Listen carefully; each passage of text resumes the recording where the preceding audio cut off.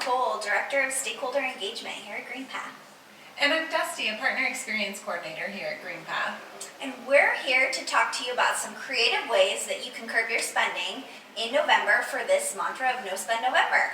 Yeah, we're so excited to show you some ways that you can really make this personal.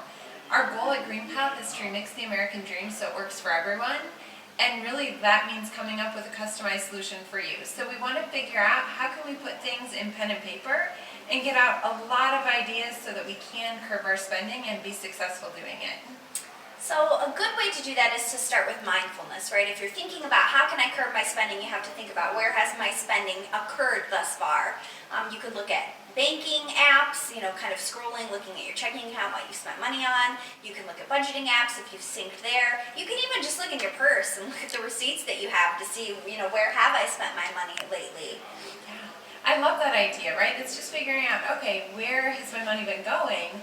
And then once you know that, the next step is to ideate. So you just want to come up with all of the ways that you could possibly curb your spending this month.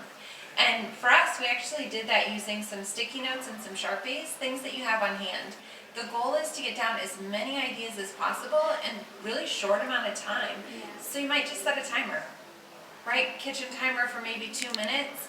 That's what we did. We just set a timer and we put one idea per sticky note and we jotted down as many things as we could possibly think of to curb our spending this month. What I love about this exercise that Dusty and I did is that, the ideas that I came up with were totally different than the ideas Dusty came up with. And that's really where the customization piece comes in. What works for you may not work for the person next to you or for your best friend. But it's really cool to take a step back once you've got all these ideas down and think, how could I move this forward in an easy way, right? Looking at all of the ideas, it can be really overwhelming. Picking one to start is the way to go. Yeah, and that's what makes it really fun too, is that this is a great way to create a goal, right? To find a way to hold someone accountable for these ideas. So I can look at this list and I can say, hey Nicole, what on here do you want to try? That is a great question. I think I like this post-it note here. It says delete shopping apps. I have been known to, when I go to bed at night, to open my Amazon app and just scroll mindlessly through the deals for the day.